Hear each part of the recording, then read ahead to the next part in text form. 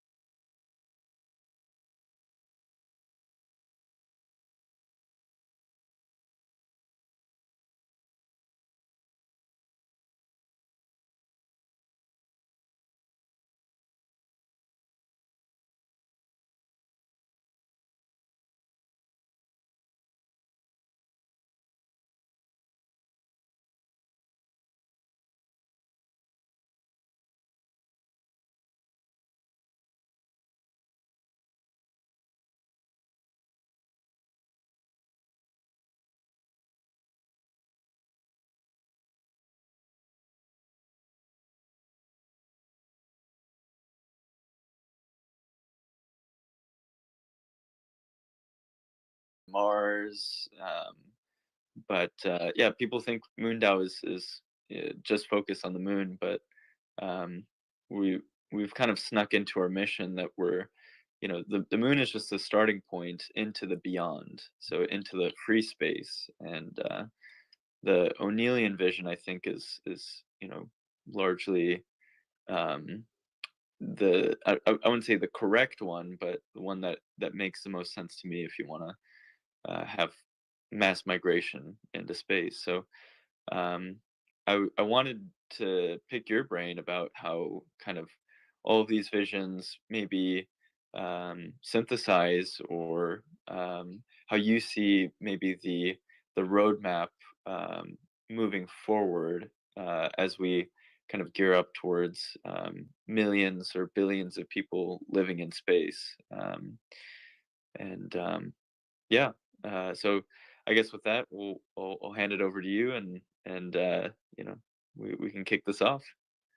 Okay. Uh, shall I introduce myself properly, or shall we just get straight into the topic? Um, yeah, if you'd like to share a little bit about your background, that'd be awesome. Yeah. Okay. As you can probably tell, I'm from the UK.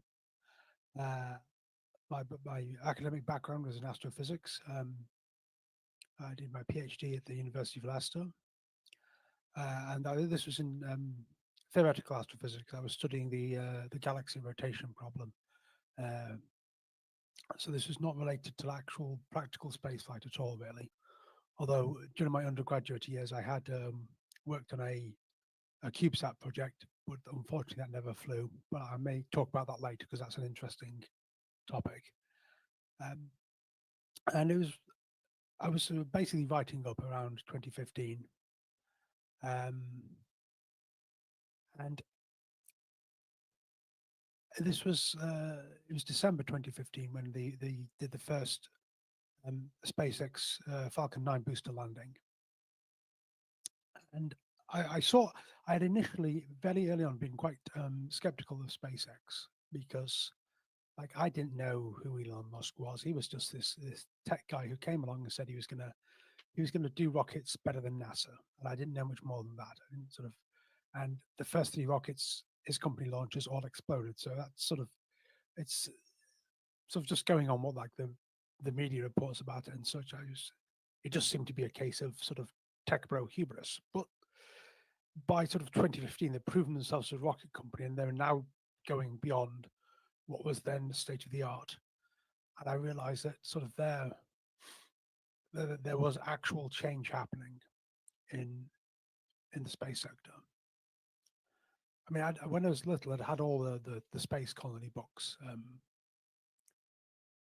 That I kind of sort of put that aside as an adult to some extent because it just seems so far off. And then uh, when SpaceX started landing the rockets, I realized that there's now a possibility that this could really uh, sort of develop into what had previously been sort of science fiction, always 30 years in the future sort of thing.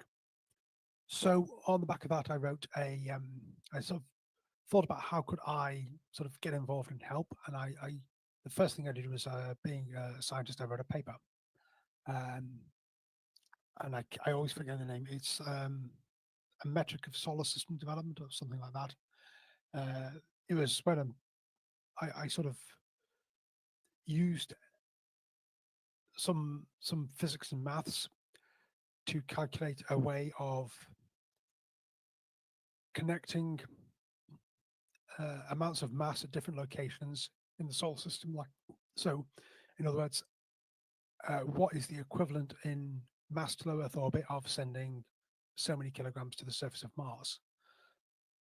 The idea being that you could take all these sort of space projects and sort of line them up on a single scale comparison, and that kind of led into the Planetocracy blog, which is kind of it's a mixture of opinion as well as analysis. Uh, so I do a monthly mass value report where I sort of apply this kind of maths. Uh, I um, I do a bit of data science around the industry and sort of share my insights. So I've kind of become uh, an analyst of the industry, I guess, from my background in physics. Although my day job is actually I work in a biology lab these days. I work at a Drosophila lab.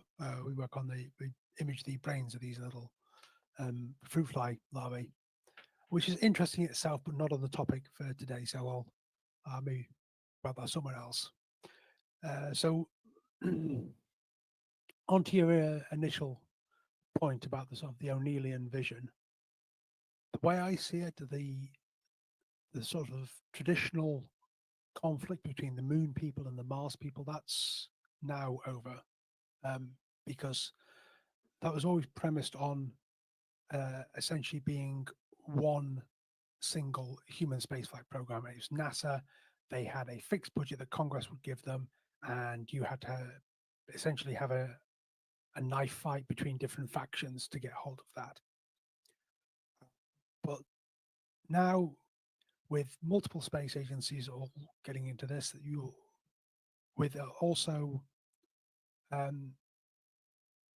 lots of private money around, you're not necessarily competing for the same fixed pie.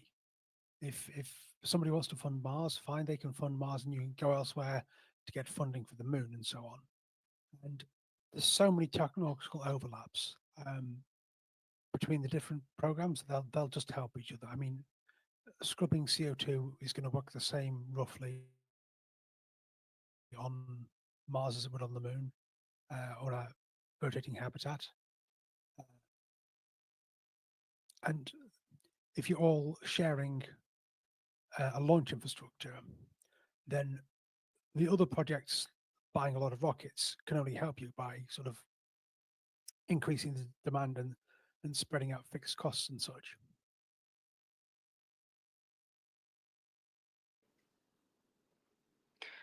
Right. Yeah, that makes sense. And so I guess this brings me to another one of your common topics that you write about, which is the sort of fixed pie mindset or versus the sort of abundance mindset of space. And so, yeah, I agree. I think that as we move away from government funding, the budgets are no longer static, and there's no longer a need to compete over these visions, because it really is about how many private investors can you inspire in order to push different visions that might actually support one another. Like you're mentioning, between Moon and Mars, there's a ton of technology overlap between the two. But I kind of want to take it into, so something that I really love about your thinking in space is that you do mix, you kind of come at it a bit from a political science or philosophy kind of slant that resonates quite a lot with my own views. And I'm curious, what do you see as, especially within the context of the space race between a communist superpower like China versus a more liberal democracy or competitive landscape within the Western world. Do you? I mean, it's a topic on a lot of people's minds, and I'm curious what your thoughts are. Can the Western world accelerate faster than, say, China, that can kind of come at it top down with a 10-20 year plan for the development of the moon? They don't cancel their missions. They have a budget that's much more consistent. They have a workforce more or less. They don't really have the choice, right, of whether or not they they're not going to get poached by private industry or something like that. They're really in it. They have a much stronger maybe sense of national pride. How can we win? How can the West win in spite of all of that? Because I think neither you or I necessarily want to see a communist superpower taking a lead role on the moon. Yeah. I don't know. It's certain we will win. If you go back to like the 1950s, there was genuine concern that the Soviet Union would just overtake the United States and that planned economies worked better. People generally thought that because the USSR recovered very quickly from the Second World War. Appeared to. I mean, there's a debate about what the sort of internal reality was compared to the statistics that were being presented, because Soviet statistics were largely fabricated. And certainly by the time they launched Sputnik in 1957, this was 12 years after the end of the war, and this, like, the Nazi invasion of the Soviet Union was like this catastrophic event. They occupied like half the population centers of the country. They killed something like 20 million people. And then just 12 years after that, they've bounced back and they've achieved this feat of launching the first satellite before the United States can do it. So at the time, people thought, we were looking back, we now know just how dysfunctional the Soviet system was, but at the time it wasn't clear. So, we're at that stage now. It might be that 30, 40 years, people look back and think like, how could anyone have thought the Chinese system was functional? Or it could have been, it could be equally obvious in 30, 40 years time that this sort of more autocratic system, that, like you said, can just point in a direction and focus resources, that it might be obvious in the future that they would win. So obviously we don't want that. Sort of from our perspective, I think it's different this time around. That the Chinese economy is, relative to the United States and to the rest of the world, is a lot stronger than the Soviet economy ever was. Even on sort of the top line sort of GDP stats that, as I said, in the Soviet Union were kind of fudged a bit. I don't think the Soviet economy ever got more than half the size of the US economy, whereas depending on how you measure it, the Chinese economy is already the size of the US economy. And they seem to have integrated markets to some extent into their system without undermining sort of fundamental communist rule of it. So yeah, this is not like the Soviet Union. We don't know if this sort of system is going to succeed, if it's bound to fail. So I mean, it's not a question of sort of waiting for a historical inevitability to play out. There's everything to fight for at this moment. I think that, as you mentioned about private industry, there is private space industry in China. There's some private launch companies, but what private means in China, I think, is a bit is not quite the same as what it means in the West. I'm not sure. You can fact check me on this, but I believe that it's still, for any company of any size, you have to have Communist Party representation on the board. So while they have ostensibly independent companies, they've always got sort of political levers in them. They've always got some. It's like they instead of nationalizing the companies, they sort of nationalize the people in the companies, if that makes sense. And also, some of these Chinese launch companies, they're using solid motors, which I believe are repurposed ICBMs. So it seems unlikely to me that you could just buy those in China.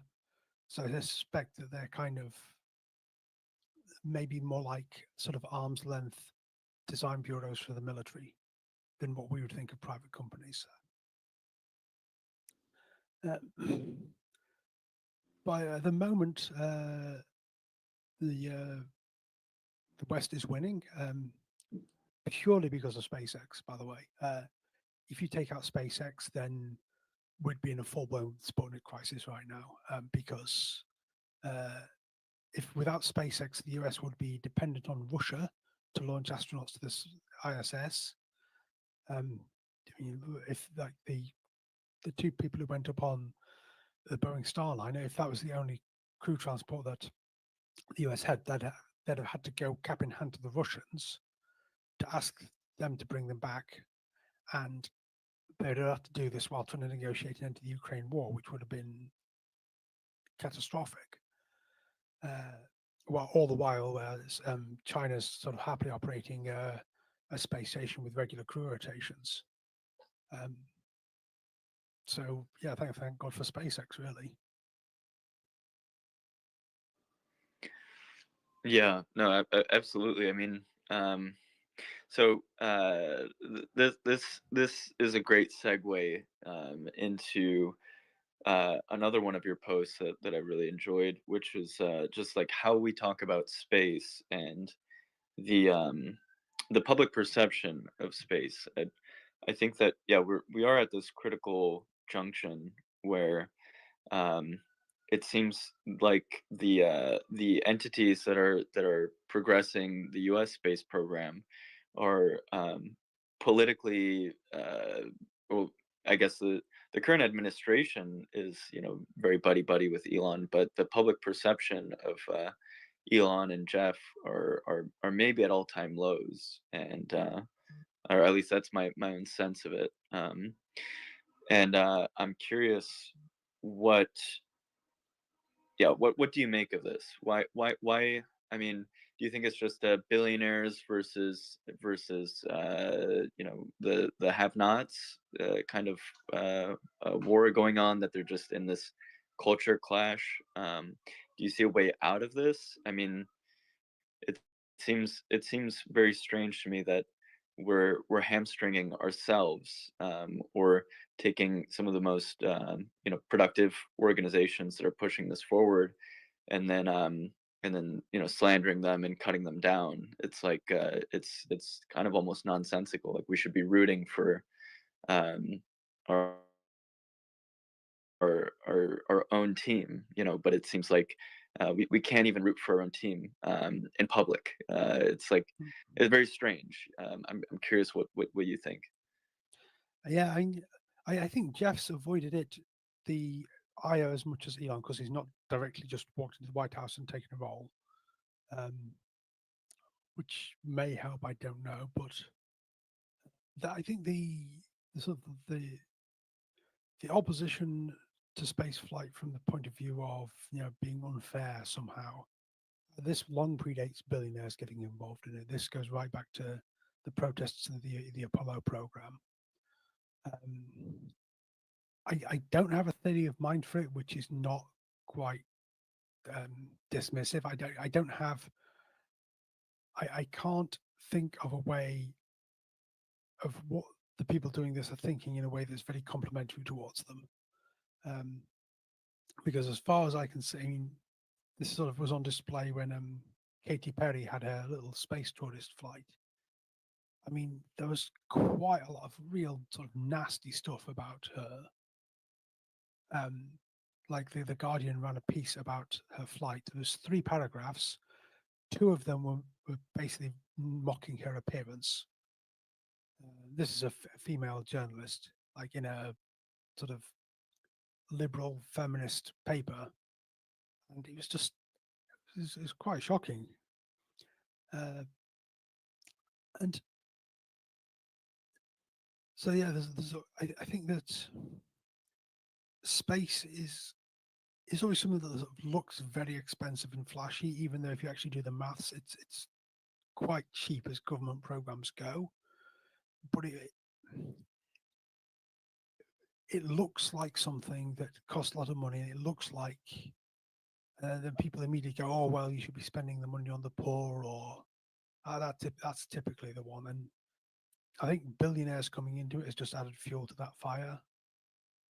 I'm not sure how to get around that, because I'm actually working on that in the UK. I want to. I have a petition going at the moment to the UK government uh, to get us to spend a penny out of every pound the government spends on space. Uh, I mean, I've got a few signatures, but it's not. I'm still trying to publicise that. And sort of part of this is just trying to start the conversation, because I think people think you would have to spend a lot more than that to actually make significant progress in space, and I don't think you do. Um, and this is when there's a similar campaign about 20 years ago now in the US called Penny for NASA. Same sort of thing. NASA's budget is, I think, is about 0.5% of the federal budget. They wanted to get it up to 1%. But part of it was that there'd been some surveys where they asked Americans sort of what percentage of the federal budget they thought NASA got, and people were giving silly answers like 30% or something. But so yeah, I think it's important to impress on people that even with government space spending, you can get quite a lot for relatively modest investments. And it doesn't have to be the money that would significantly impact the social programs people care about. But as I'm still sort of working on that, I'm still sort of inviting suggestions for people on how we can talk to the general public about this. Right. Yeah. I mean, part of it is also, I mean, if you think about the amount of resources that are out there in space, if a method were developed to bring those resources back down to Earth, or to support the economy, I feel like you could construct a very strong economic case for, okay, if we put up this amount in investment now, here's a very practical plan with milestones that ends up delivering quite a large return on investment. Um, and then that could help fund future programs. But I yeah I don't know exactly what that would look like, but it's interesting because, like, yeah, it's like one side of this is like, yeah, we're spending a bunch of money to maybe for like hubris to plant flags, or maybe it's like basic science, which I think a lot of people can get behind, just the exploration side of things. But if we're talking purely financially, just the amount of, for example, helium-3 that's on the moon is substantial. If we have the capability of going out into the asteroid belts, I think that there's trillions, or, I mean, if you do the math, it's quadrillions in resources out there. I mean, does it make sense to try to square things in that dimension in terms of economics, and and convince nations to do it on the basis of their balance sheet? And hey, you'll actually, maybe it'll take 10-20 years, but this will actually be incredibly, it'd be a massive competitive advantage if our nation had this capability. um, Uh, yeah, I mean, that's I'm currently trying to make this case in the UK and Europe, but I mean, I'm not convinced there's a case for helium-3 because uh, it's quite sort of, you have to churn through a lot of lunar regolith to get small amounts of it. Um, it can be manufactured on Earth by basically, you make tritium and they won't wait for it to decay. And we don't know how to build the reactors that will, the fusion reactors that will use it. So I've never made the case myself. I don't think that's, there's sort of I think a notion that if you find some sort of space gold or like unobtainium in Avatar, something that you can just go out there, grab, and it just pays for everything. I'm not sure that's going to happen. The economic case for the resource of the solar system, I think you have to bundle that in with colonization. You could, in principle, manufacture all the stuff you need out in space and then bring it back to Earth, and even get the energy we need from space and beam it back to Earth. But if you keep growing, you encounter what I refer to as the hot garbage problem, in that everything you ship down to Earth ends up producing waste products. So you're adding new matter to the biosphere as waste. And at the same time, if you're beaming energy down, you are increasing the proportion of the solar output that is captured by the Earth, and then the Earth thus has to re-radiate into space to maintain equilibrium. So you would eventually sort of turn the Earth into a giant landfill that just is exponentially heating up. So you have to move the consumption into space as well as the production. And I do make the economic case, like in terms of energy alone, you've got a factor of 2 billion between what the Earth currently absorbs from the sun and what the sun outputs. So there's huge potential to sort of expand human civilization in terms of numbers and space and resources all at the same time. And you will not hit any limits for a very long time. The economic case I'm kind of working on at the moment, this is something I'm intending to publish around this weekend, is that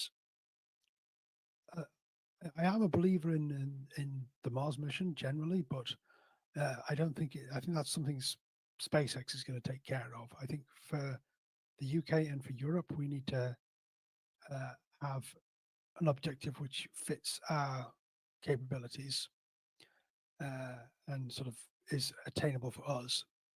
And that would be building a relatively small free space habitat in a lowish sun synchronous orbit. Sun synchronous because we can access it from European mainland. So you could launch from like Saxevord in Shetland or somewhere to get to it.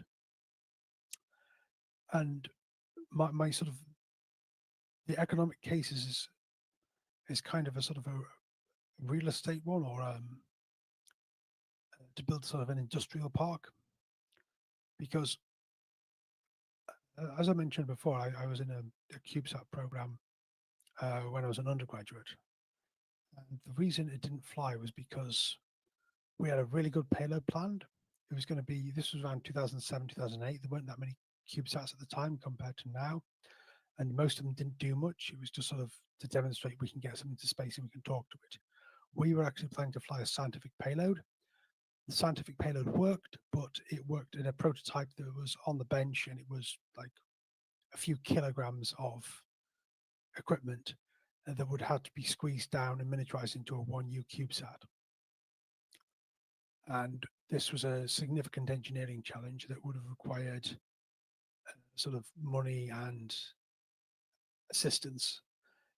And we sort of got into the loop of we can't get money to finish this project until we can demonstrate that we're credible, and we can't demonstrate the credibility without a fair bit more money. So we had a sort of a barrier to entry problem like that. And this sort of struck me as like, this is the problem everyone faces in the space industry. It's very high barrier to entry. So you can't just like hack something together in your garage like people could in the sort of early days of the computer industry, which is famously low barriers to entry.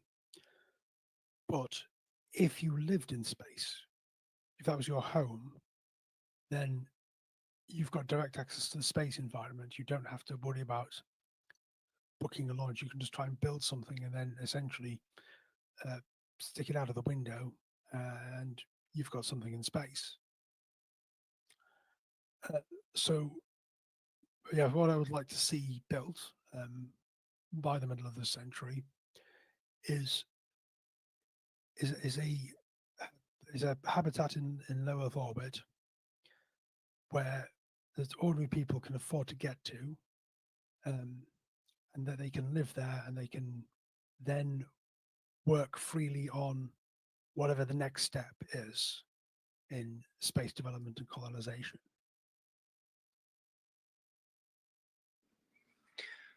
Right. Well, so there are a number of companies right now developing space stations. I guess why not contract with one of those companies, or lease one, either the Haven one or Axioms, or there's a few groups that are working on them. I'm curious what could you maybe argue the case why the UK should have their own? Well, because I mean, I'm talking about a space habitat, not a space station. I make the distinction that the space habitat is somewhere you can live in space. A space station is just somewhere where you won't die. Uh, the what I'm proposing here is something like a rotating drum kind of station as a habitat, a couple of 100 meters in diameter. So nothing like the currently proposed space stations for the NASA LEO destinations program. I'm actually sort of lukewarm on this sort of idea of having another microgravity lab in space. I'm not sure if there's a strong case for that. I mean, it's time to build places with artificial gravity at this stage. And what I've been, what I'll be going to be publishing this weekend, I've been working on myself and sort of speaking to other professionals about this, is like, how do we essentially simplify the sort of O'Neillian prescription of you go out to the moon, you mine stuff, you transport it, you build a habitat, then you spin it up, and then you live in it. That we want to sort of make this simpler and also not require such a prolonged investment in lots of expensive space stuff before you get a return. So instead of doing mine, transport, build, spin sequentially, the goal is to do them in parallel in 4 separate programs, each of which will have individual returns as well as feeding into the long-term project of building the habitat. I'm going to be publishing sort of my sort of first draft roadmap for this weekend. Interesting. So if I'm remembering correctly, VAS with their Haven 1, they're starting out with just one module that they're spinning, but then they have an architecture where it's modular, and they I think their idea is they're going to connect a bunch of these together and then rotate them so that you have the artificial gravity. So I guess the distinction that you're making is that well, I guess you're talking about an order of magnitude larger than anything that's been built, and and I guess long-term habitable. So Yeah. people wouldn't be just going up for a 100-day stint or something like that. They would be No, really living there. yes. Okay, I that mean, makes yeah, that's amazing. That's a really awesome vision. But and so could you explain a bit more the return on investment in each of those? You outlined 4 different kind of in parallel tracks. Um, could you go into each of those? And I'm curious how you like close that economic loop. well, we don't necessarily have return on investment from a business perspective for all of them. The idea is that this would be having to be led with some government money, because I don't think, certainly not in Europe, that we've got an industry which is mature enough to sort of self-fund this kind of thing. So well, like for instance, the return on the spin project is to get hypergravity research done and to get artificial gravity as a technology perfected on a smaller scale before building the large habitat. And this is perhaps somewhere where we could partner up with a company like VAST. But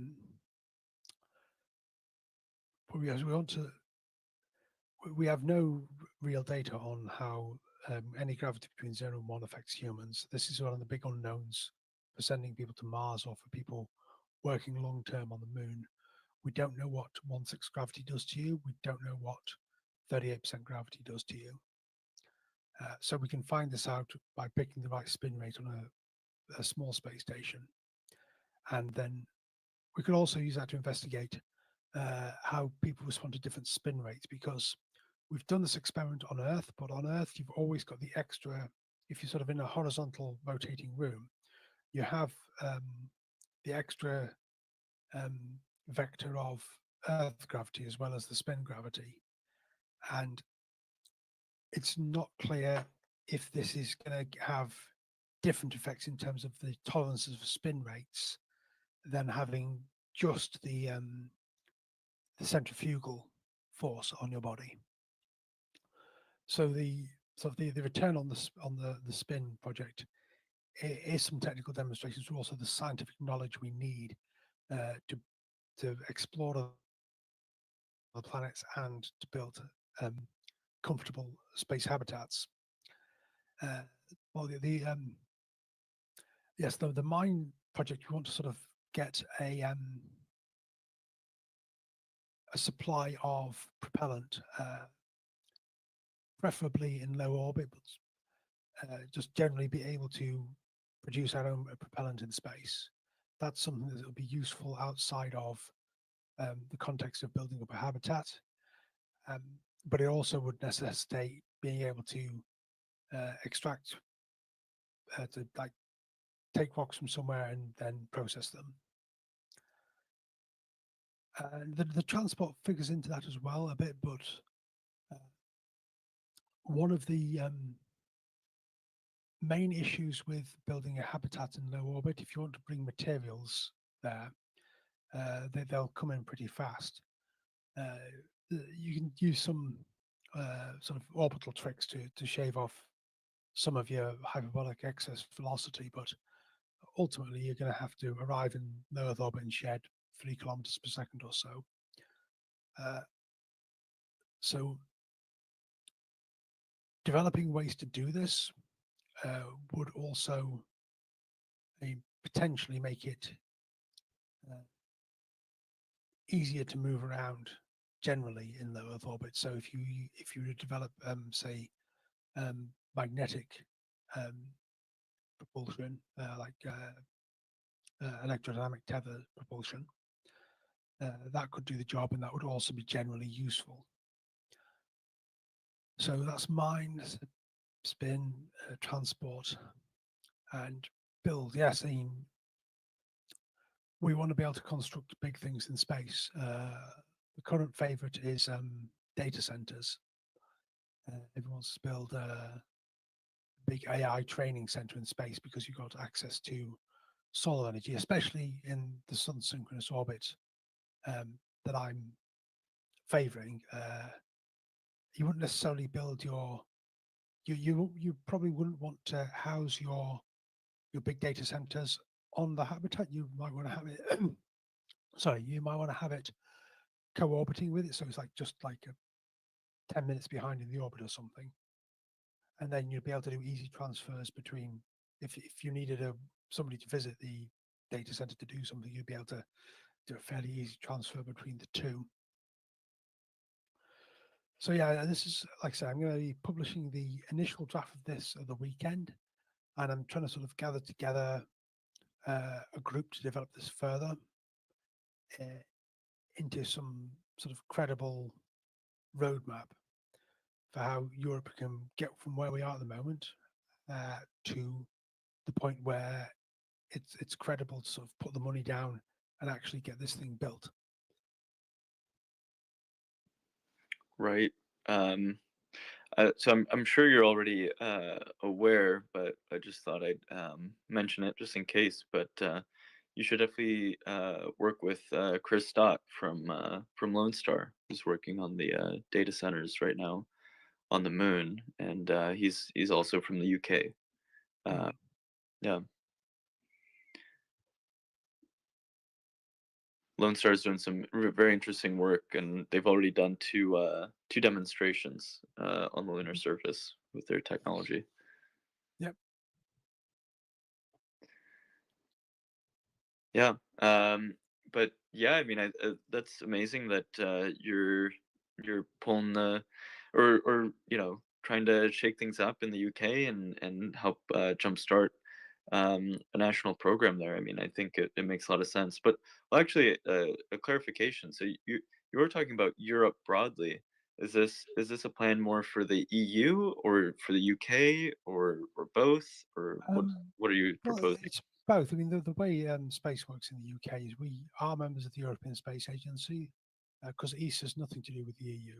We've always been members, we're always going to be a member of ESA. So any sort of space activity we do is always going to kind of involve Europe.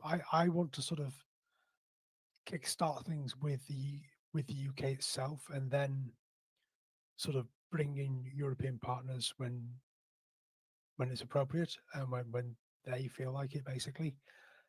Because when with sort of international collaborations, I think that they can work if you've already got a successful program. If you look at the ISS, that was basically a merger of the US Space Station Freedom Program and the Russian Mir 2. They built a backup copy of Mir and they were going to launch it as its own space station. And then that became the Russian segment of the ISS. So I think it's sort of starting from scratch and saying we're going to do an international project and then starting to develop things as an international collaboration. That's less successful historically. If you look at, to an extent, the Europa rocket, although in that case, the first stage, the Blue Streak, we'd already developed that, and that was the only part of the rocket that actually worked reliably. And also, if you look in another area in nuclear fusion, the ITER project, this sort of big collaboration to produce a working fusion reactor. This started in the 1980s and it's still going, and it hasn't built even the first tokamak yet. So yeah, I would want sort of the UK to take a lead in this, but realistically, if we're going to do anything really big in space, we're probably going to be involving our European partners. Right, that makes sense. On a related note, so I mean, when it comes to international collaboration, I feel like tying back to something we said earlier, China tends to kind of copy any IP that they can get their hands on. They're already creating their own versions of Starship and trying to catch the booster and basically replicating everything that SpaceX is doing. But at the same time, a lot of those same companies are seemingly hamstrung by kind of overbearing ITAR restrictions that end up being very almost like a straitjacket in some cases, making it very difficult to collaborate with other groups or nations. I'm curious what your take is on that. I mean, it would be great if SpaceX could hire amazing engineers from the UK or from other countries, but at the same time, how do you balance that against the risk of just of IP getting stolen and then taken overseas to China? Yeah. I think that maybe I'm not sure about China, but from our perspective, ITAR is kind of annoying because like you said, I couldn't go and apply for a job at SpaceX. It would be illegal. I can't even see some stuff from SpaceX on the basis of US national security. When Virgin Orbit came to the UK to launch their rocket, that was subject to ITAR, but they have some kind of arrangement. I can't remember the exact name of it, but essentially it creates like an ITAR permissive zone. But as I understand the way the law works, you're still restricted in that only Americans can work there, which that needs to be broadened. We need to be able to, if we want to have US companies come here, which I think will be good, then we need to be able to have them hire British workers, largely because that's the only circumstances I think where the government would provide the necessary support. Because if they the government's going to invest a bunch of money in something, they want to be able to go to the public and say, we've created X number of well-paid jobs. And if it's just like for Americans coming in, doing the work and then going home, then that's not, it won't have done that. Right. Yeah. Yeah. It seems like a tricky balance, but yeah, it feels like there's just a very big missed opportunity. Scooping up a bunch of the talents in different parts of the world that can support um, Starship or and lead the frontier when it comes to space.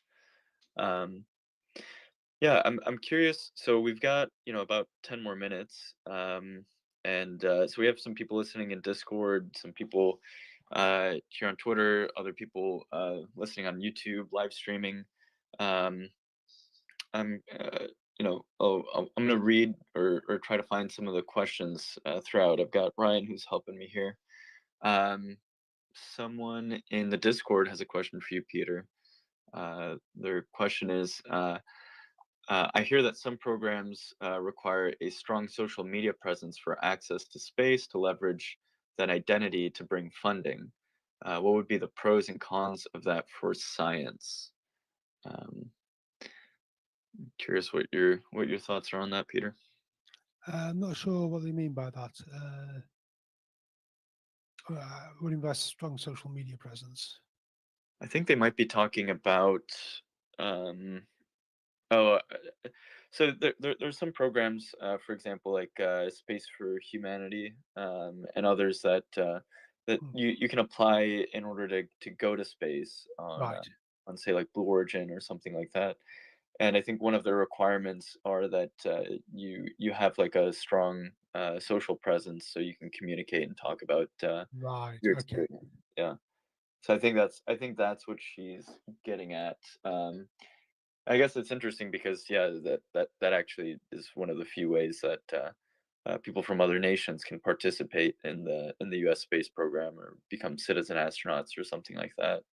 Um, yeah, well, yeah, I think it's, if you're going to communicate these things, you've got to use social media these days.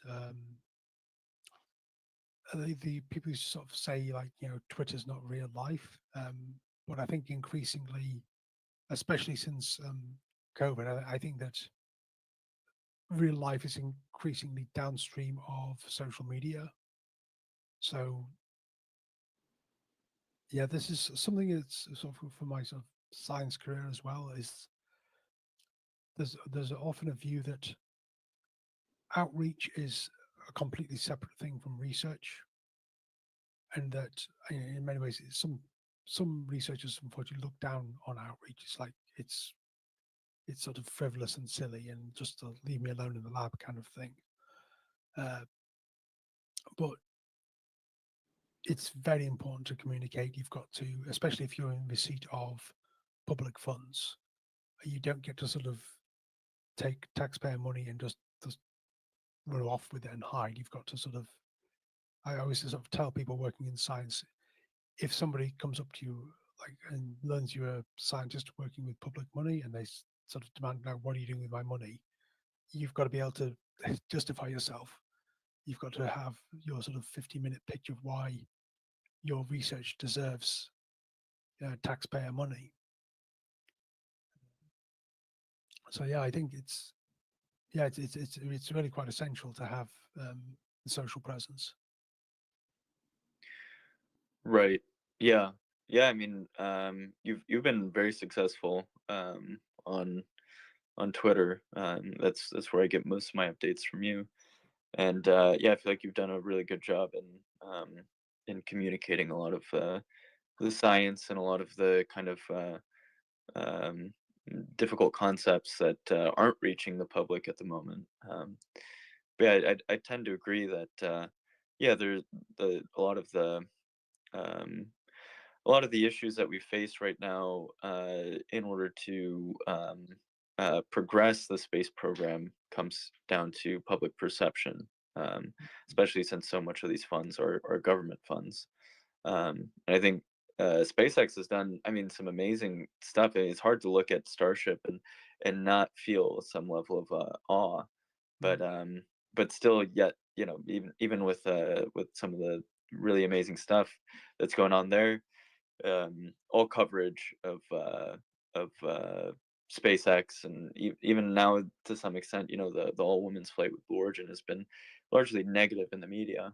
So it basically boils down to just individual personalities or people on social media and Twitter and these more decentralized forms of communication to get those messages out. And yeah, it does feel like an upstream battle at times. I'm I mean, curious I'd how that hope feels for you. that Katy Perry would help in that respect. I was not prepared for how, well, let's put it bluntly, how bitchy people would be about it. And it was quite disheartening from my perspective.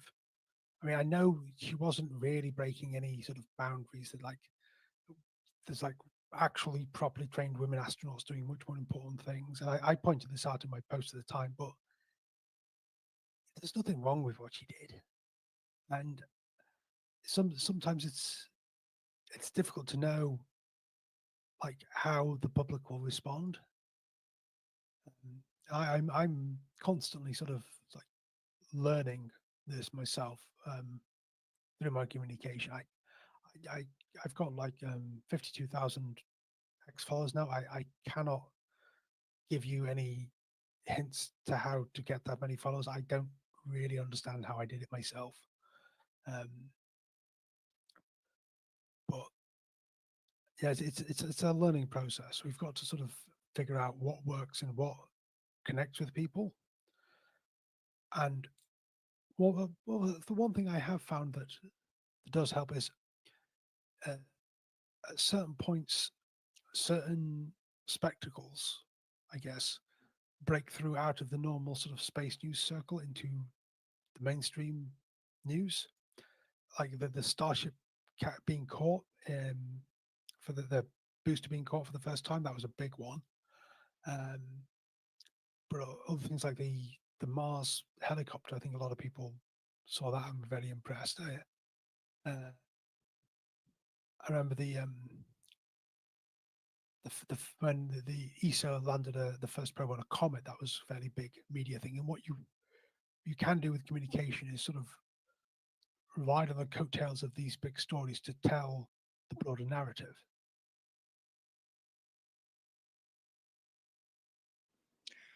Right. Yeah, I mean, it is interesting to see what escapes containment. Yeah, I feel like in the all women's flight with Blue Origin, it was kind of almost like both the left and the right had reasons um, to attack that. So it ended up being a very strange union of both. The people on the left maybe attacking it for the cost or the amount of money that was required in order to do that, and then the people on the right maybe attacking it because of the sort of um, seemingly maybe like ideological stance of having like an all women's flight or something like that, or maybe it's like too woke or something. um, so it feels like somehow it just caught both ends of that, and there was just this handshake of of people that usually don't get along that could both agree that, hey, we hate this. And yeah, it was interesting to see.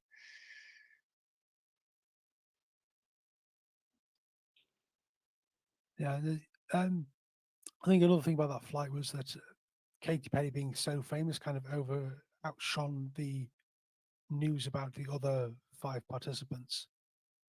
Um, I know one of them was a journalist. I can't remember her name. I think it was an American journalist. I don't know very well who she is, but I understand she's on TV. Um, so, I mean, it's to send a journalist into space. That is actually a valid mission because journalists have to go places to experience things, to report back and tell people about them. So maybe if the focus had been more on her, that would have been a more, I'm not sure how to put this, sort of more palatable to the public. If she was sort of going as a journalist, to sort of talk about space. Um, I don't know. Right. Yeah. Amanda Gwynn, who we're close with, or some of the folks at MoonDAO are close with. She's great, and she seemingly very overshadowed. She had an amazing story to tell about sort of her perseverance and how she was able to get this opportunity to go to space, and then all the good that she's been able to do as a result of it. She's the first woman from Vietnam to go to space, and yeah, kind of leveraged it in order to make a lot of different statements about why she was going. And it seems like those kinds of narratives were almost completely drowned out by just the celebrity of Katy Perry. Yeah. Yeah. All right. Well, we're almost here at the hour, and yeah, this has been great. I really appreciate your time. Well, I guess before we go though, is there anything else that we didn't hit, or ways that people can follow you? I really highly recommend Peter's Substack. If you guys are not currently subscribed to, go check that out. Give Peter a follow. He's a great follow here on Twitter, and yeah. Anything that we didn't hit, Peter? Not really. I think we've covered most of the things today. I will be publishing. I have an article today that I'm going to try and publish this evening about the Chinese government recently made a statement opposing the Golden Dome missile defense system. Now, I predicted something like Golden Dome 3 years ago. I got the reasons why it would emerge slightly wrong, but I think I was correct in my analysis of the fact that the technology was ready for this. This is a space-based missile interceptor system. So you would have a big constellation of satellites, enough that you'd guarantee one would be over the head of the launch site of any missile, and it would shoot it down while it was in the boost phase, which circumvents a lot of the traditional problems with missile defense systems because it doesn't have chance to deploy any decoys or do any evasive things. It can't really do these during the boost phase. The Trump administration's proposed building one of these, and China's getting a bit antsy about it because they're essentially worried it's going to weaken their nuclear deterrent. So I've got an article about that coming out. I'm publishing articles on X as well. I'm not sure if it's going to take off as an article platform, but I'm giving it a try. And I'm going to be publishing it tonight on X. But that's for my X subscribers. So if you want to read it early, you can go to my profile and click on the subscribe button. I'd be greatly appreciated if you become a paid subscriber.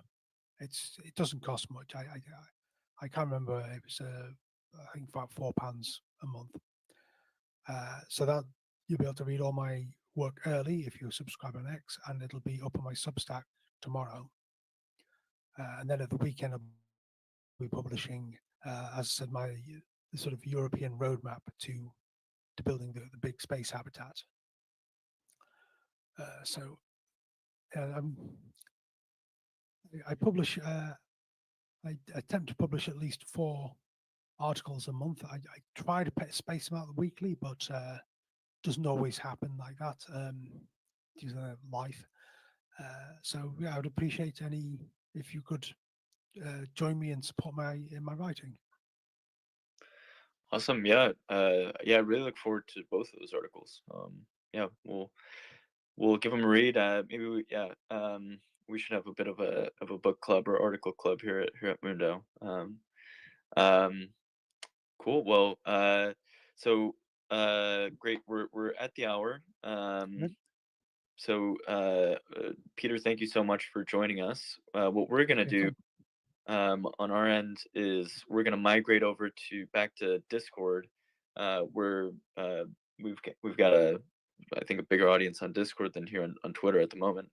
But we'll be giving project updates on all of the various projects going on currently at MoonDAO, and we'll be voting on upcoming proposals.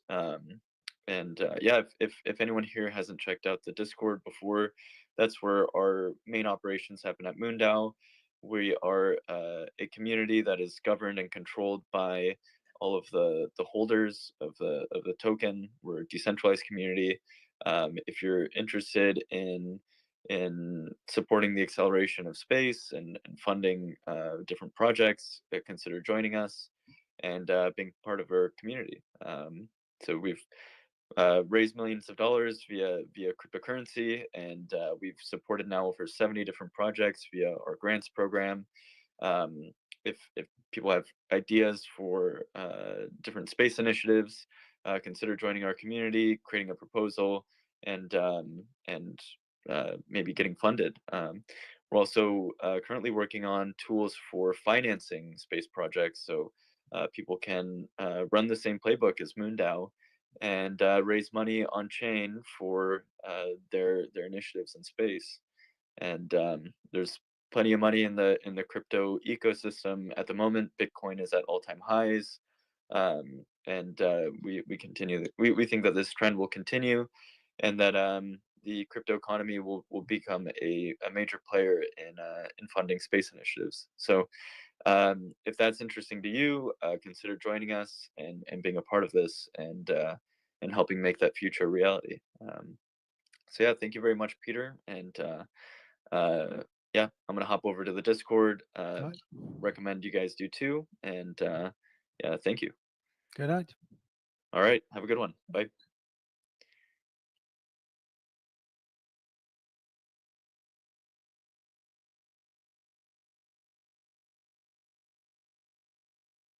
Cool. PM everybody. Thanks for hear me okay, hopefully. Yes. Thumbs up. PM GM. Cool. Yeah. Good to see you guys. Hopefully I'd like to hear what you guys thought about this kind of hybrid format that we did with Twitter and Discord. If that was cool, if you'd like that, if you want to see more kind of hybrid formats, or what kind of feedback you guys have on that, we'd love to hear it. Super interesting conversation. Pablo, Peter Hague's always great person to chat with. Awesome ideas. Yeah. Happy Thursday. We'll get started here with some Roundtable project updates. I also shared the link to Peter's Substack Planetocracy here in the chat just a moment ago. Check that out. I'll start inviting some. Well, who do we got? We have Sarah. I guess in the meantime, too, we did publish kind of a bigger retrospective, if you will, a look back at kind of what MoonDAO has accomplished over the past year or so. If you're not on the newsletter or didn't see this newsletter update, definitely check it out. It's a fairly long form post. I don't know, 4 or 5 pages, 1,800 words or so, but really does a kind of deep dive into some of the things that we've been building, and has a little bit of alpha leak about where we're going in terms of what's coming in the near future. Obviously, you guys are somewhat familiar with the Launchpad, but maybe some more hints in that direction about what we're working on. But yeah, hey Sarah, how's it going? Hi, everything's good. How's everyone doing? How are you doing, Ryan? Good to see you. Any updates on your end with TreasureCorp? No major updates, regular bug fixes from our end on the platform. Today is the last day we're testing, and we're going to do the simulation page. So if you're interested to see how the price of ETH or Bitcoin impacts the treasury, you're welcome to join. And also would love to have you just generally, as it's our last day of testing. If we haven't met each other, I'd love to hear from you and then just have a quick chat. And yeah, we'll be in Major Tom after this, so thanks. And next week, once we're done with testing, we'll provide our assessment results and what we can deliver most probably. Thank you, Ryan. Awesome. Thanks for the update, Sarah. Looks like we don't have any of the other project leads here now. Both were here a little earlier, but maybe had to jump at the hour mark. Anna was here earlier, so was Bob for a bit. So I guess that might be it for project updates. If anyone has anything they want to share during open floor, feel free to request. So I'll give a little shout out here to Miguel, who kind of joined the team as an intern just starting today. He'll be working here on this throughout the summer on some dev projects. So super exciting to have them helping out Name.Get and Jade during the summer. Yeah. Any open floor updates from anyone?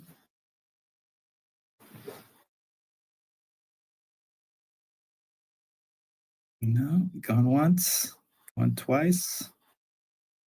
Okay, well, thanks everyone for hanging out this week, enjoying the chat with Peter Hague and Pablo. Don't miss out next week. We'll be having a discussion with Rick Tumlinson of the Earthlight Foundation, and also he's been involved in the space industry for a few decades now, is behind the New Worlds conference that happens every year in Texas. Super cool guy. He'll be talking about a new book that he's got coming out here in the very near future. And we've got another guest after. Oh, we do have Bob here. I don't know, Bob, do you have any updates? Just about to say goodbye, but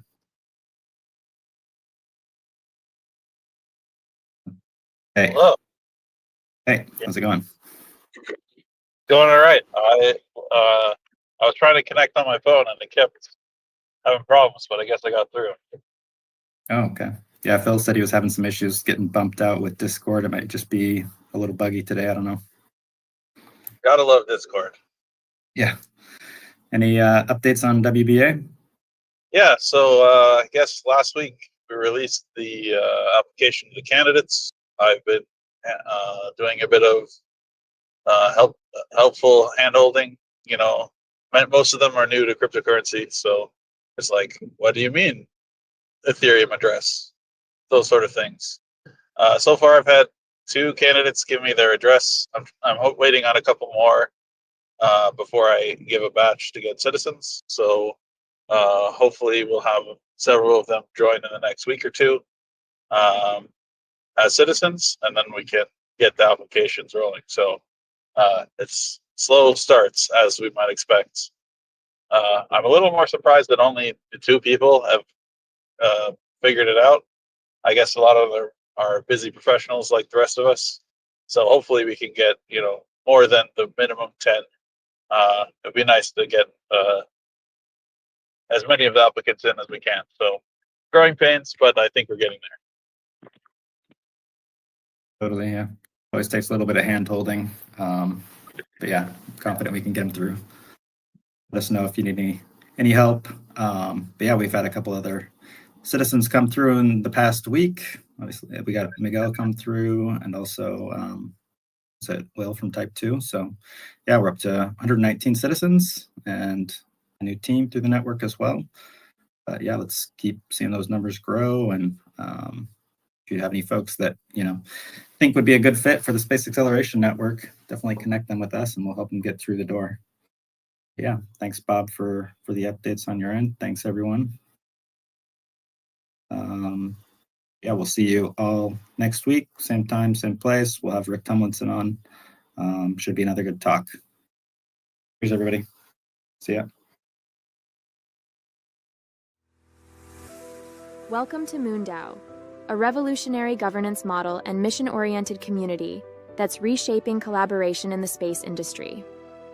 Our mission is to create a self-sustaining, self-governing settlement on the moon to act as a launch point into the cosmos. MoonDAO is governed like a nation, with its own economy, constitution, voting system, treasury, elections, and senate, but internet native, and so without the limitations of geography. In 2022, we sent our first member to space, showcasing our model's capacity for real-world impact. Now, we're implementing key solutions for global collaboration in the space industry. We offer a borderless, permissionless platform that enables everyday people to participate in the future of space development and exploration. Be part of our lunar legacy and join the MoonDAO movement today.